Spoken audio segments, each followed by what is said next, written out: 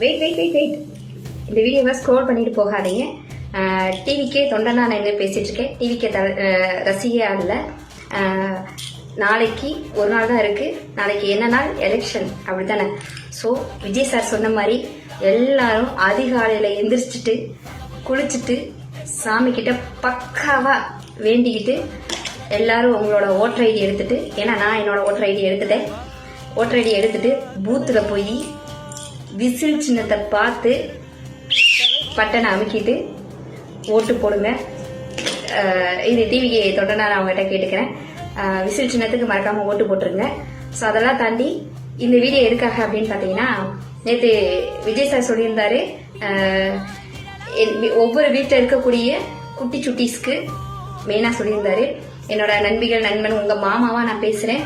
உங்கள் வீட்டில் இருக்கக்கூடிய உங்கள் அப்பா அம்மாட்ட ஒரு விஷயம் வேணும் அப்படின்னா, ஒரு சாக்லேட் வேணும்னா நீங்கள் எப்படி அடம் பிடிப்பீங்களோ அதே மாதிரி டிவி கேக்கு ஓட்டு போட சொல்லி ஒரு டைம் உங்கள் அப்பா அம்மா, உங்கள் சித்தி சித்தப்பா, உங்கள் தாத்தா பாட்டி, உங்கள் அத்தை மாமா, உங்கள் அண்ணன் தங்கச்சி, இப்படி எல்லாத்துட்டையும் விசில் சின்னத்துக்கு ஓட்டு போட சொல்லியிருந்தாரு.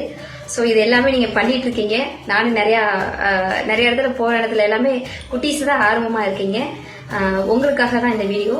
என்ன அப்படின்னு பார்த்தீங்கன்னா, அஸ் அ பேரண்ட்ஸாக நீங்கள் ஓட்டு போட சொல்கிற இடத்துல அவங்க என்ன சொல்லுவாங்க அப்படின்னா, உங்கள் முன்னாடி கண்டிப்பாக நான் டிவி கேக்கு ஓட்டு போடுறேன்ப்பா அப்படின்னுவாங்க. ஆனால் டிவி கேக்கு தான் ஓட்டு போட்டிருக்காங்களா அப்படின்றத உங்களால் கெஸ் பண்ண முடியாதுல்ல. ஏன்னா உங்களை சமாளிக்கிறதுக்காக அந்த ஸ்பாட்டில் சொல்லிட்டு அவங்க கிளம்புவாங்க.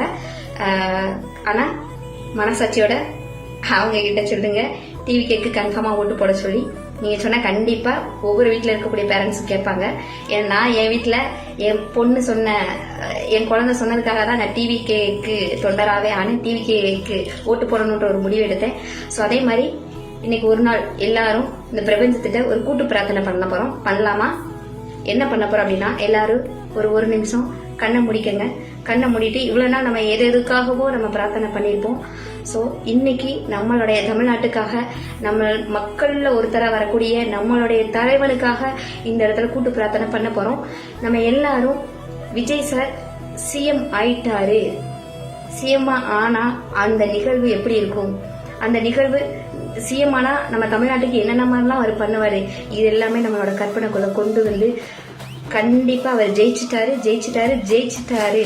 ஜெயிச்சதுக்காக கடவுளுக்கு நன்றி சொல்லுங்க, பிரபஞ்சத்துக்கு நன்றி சொல்லுங்க.